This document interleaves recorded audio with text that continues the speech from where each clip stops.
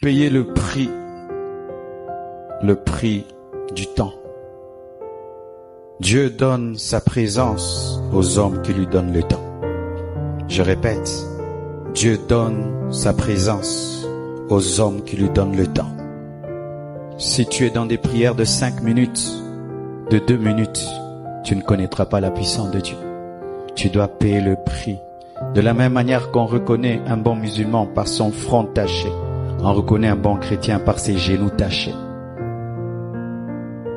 Agenouillez-vous. Priez, priez, priez, priez. Dans ce domaine-là, on ne triche pas. Tout le monde peut t'appeler homme de prière. Si tu n'es pas un vrai homme de prière, tu n'auras pas la puissance. Tu peux habiter à côté de la chambre haute. Le feu ne tombera pas sur toi. Il faut monter là-bas. Il faut y monter.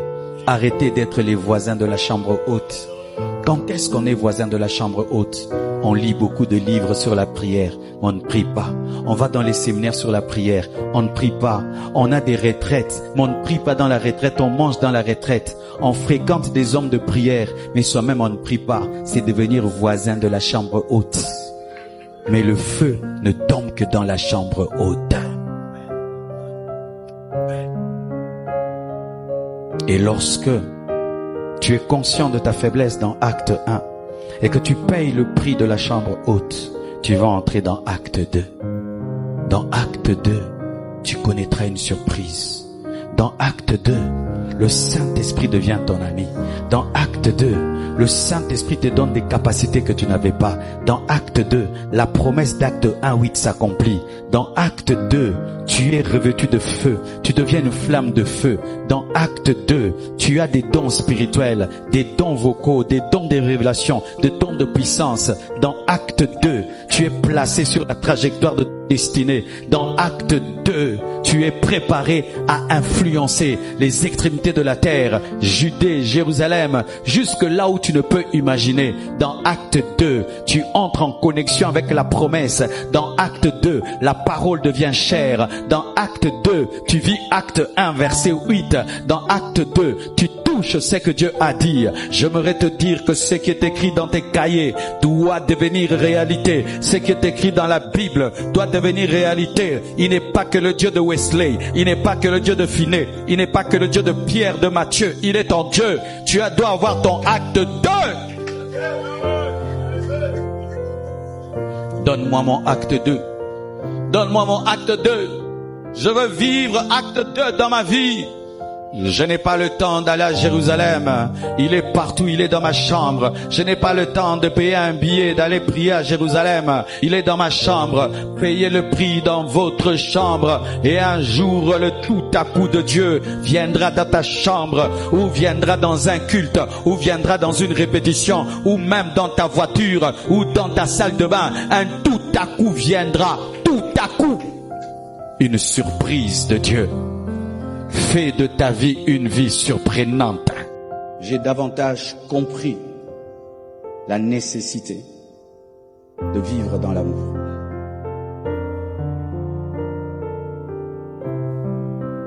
L'enseignement de la sainteté, lorsqu'il n'est pas combiné à l'amour, n'engendre que des cadavres. Tu fais le mal, je te rejette.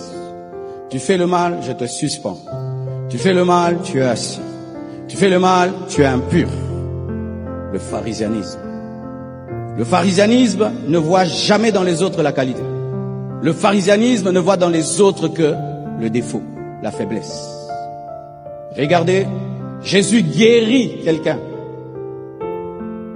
délivre une personne qui souffre. Mais lorsque les pharisiens viennent faire l'étude de ce miracle, ils ne parlent pas du bienfait, mais parlent de la loi. Il ne fallait pas la guérir le jour du sabbat. Au lieu de voir le côté bonté, amour, on voit le côté loi. C'est ça le pharisianisme. Ça fait ceci, que lorsque quelqu'un pêche, il ne sait même plus te dire qu'il a péché. Parce qu'il sait que tu vas le rejeter.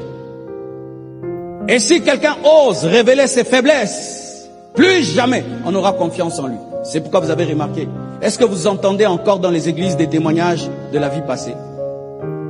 Vous entendez des gens témoigner ici, j'étais prostituée, j'étais ceci, Jésus m'a sauvé. Tout le monde va retenir que c'est la sœur à ne pas épouser. Vrai ou faux? Alléluia. Ainsi nous devenons des églises d'hypocrites. D'hypocrites, même dans nos relations. L'hypocrisie. Parce que tu sais que tu ne peux pas te révéler tel que tu es à quelqu'un. Parce que la sainteté va te frapper. Alors que nous savons que nous luttons avec des choses. Et des fois, c'est ton voisin qui a la solution. Mais tout le monde doit se faire passer pour étant saint. Parce qu'il n'y a pas d'amour, mais il y a la sainteté. Beaucoup de gens qui pêchent, ils pêchent pourquoi? Parce qu'il est dans le processus qui mène à la chute. Mais il ne peut pas te dire qu'il est attiré par l'impudicité, qu'il est attiré par le mal, parce que tu vas le rejeter. Il n'est pas encore tombé, mais il aimerait te dire, mais il sait que tu ne vas plus le respecter. Et les gens sont en train de mourir. Mes frères et sœurs, Dieu est amour. Dieu est amour. Dieu est amour. Dieu est amour. Dans l'Ancien Testament, il a opéré dans la sainteté. Il n'a sauvé personne. Jusqu'à ce que son amour l'amène à prendre chair, à mourir sur la croix pour sauver l'homme. Et sans cela, jamais personne ne serait sauvé. Frères et sœurs, frères et sœurs. Beaucoup de gens pensent que j'ai changé de doctrine. Je n'ai pas changé de doctrine. J'ai ajouté l'amour à ma doctrine. Je n'ai pas changé de doctrine. Je ne tolère pas les bêtises. Je ne tolérerai jamais le mal. Mais je dois tout faire dans l'amour parce que Dieu est amour. Et regardez maintenant. Lorsque Jésus-Christ guérit quelqu'un le jour du sabbat et que les pharisiens viennent le juger, il leur amène dans leur hypocrisie, il leur dit, mais vous, le jour du sabbat, n'est-ce pas que vous déliez vos brebis? Si vous déliez vos brebis, moi je dois délier mes brebis pour dire ceci. Cette justice que tu as là, ce jugement-là, cette dureté que tu as envers les autres, pourquoi tu ne l'as pas envers toi-même? Pourquoi tu ne l'as pas envers toi-même? Quand il s'agit de toi, miséricorde. Quand il s'agit des autres, ils doivent être rejetés. Hypocrites et égoïstes. Toi, tu aimerais qu'on te rejette? Non. Toi, tu aimerais que si tu pêches qu'on te rejette? Non. Toi, tu aimerais que l'église te rejette? Non. Mais pourquoi nous aimons rejeter les autres alors qu'ils sont encore vivants? Dieu m'a posé une question. Depuis que tu me sers, tu as relevé combien de gens?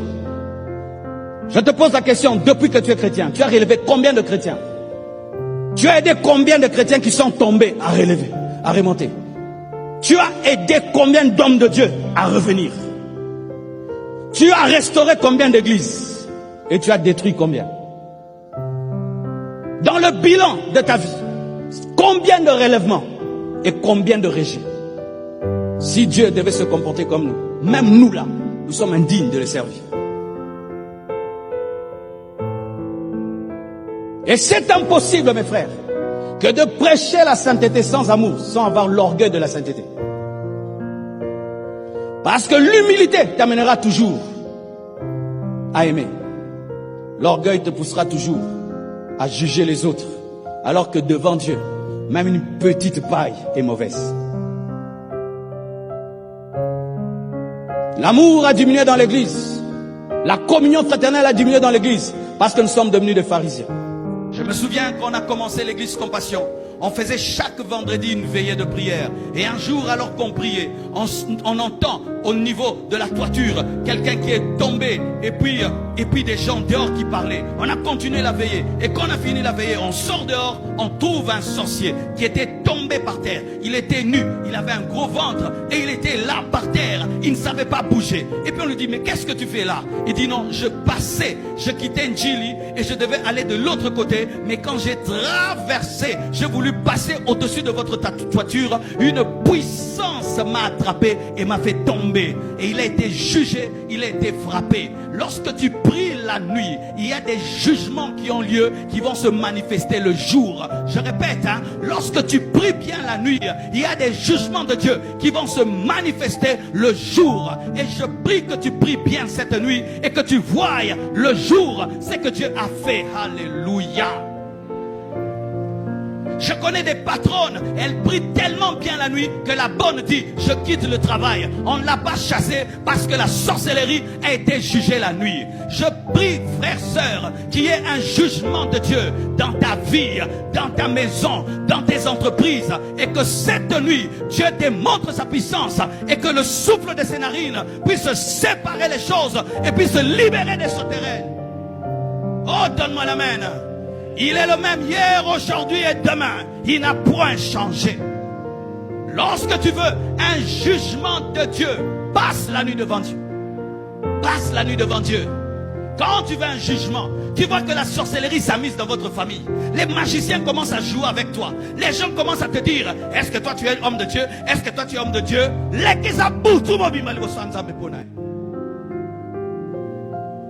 Je te donne des secrets. Hein. Quand quelqu'un joue avec ton Dieu, dis je ne dormirai pas. Tiens-toi devant Dieu jusqu'au matin en prière. Et tu verras ce qui arrivera. Toute la nuit, les narines de Dieu ont soufflé et ça s'est ouvert. Utilise ce secret, on te respectera. Et qu'est-ce qui arrivait souvent? Quand je priais comme ça, tu sors pour aller à l'école. Tu vois une vieille maman qui te voit de loin. Elle ne bouge pas. Elle attend que tu passes. Quand tu passes, elle fait ça. Pourquoi? Elle savait que j'étais général. Elle était caporal. Oui, comme j'allais à l'école à pied, et très tôt matin, parce que je devais marcher 2 heures du temps, je sortais 4 heures, et il faisait encore noir, et j'ai rencontré des gens bizarres, mais je rencontrais des gens qui me respectaient. Frères et sœurs, je prie que tu découvres qui tu es, et je prie que Dieu ajoute des galons par une vie de prière. Oh, donne-moi l'amen, donne-moi l'amen, donne-moi l'amen, donne-moi l'amen. Et pourquoi Dieu a soufflé avec ses narines pour libérer Israël? C'est parce que derrière, il y avait Pharaon qui poursuivait. Pendant toute la nuit, Dieu était en train d'ouvrir. Eux poursuivaient et Dieu ouvrait. Frères, sœurs, lorsque tu sens que des puissants des ténèbres te pourchassent, tu sens des forces des ténèbres te pourchasser, prends une nuit devant Dieu et dis à Dieu, je sens telle oppression dans ma vie. Je sens tel combat. Je sens l'esprit de mort. Je sens l'esprit de pauvreté. Je sens l'esprit de sorcellerie. Et tu te tiens devant Dieu toute la nuit. Et tu dis, Seigneur, ne permets pas qu'il me touche. Et tu te tiens devant Dieu toute la nuit. Et le même Dieu qui a libéré Israël du Pharaon te protégera. Et ils tomberont dans leur propre piège. Et ils tomberont dans leur propre piège. Je dis, ils tomberont dans leur propre piège.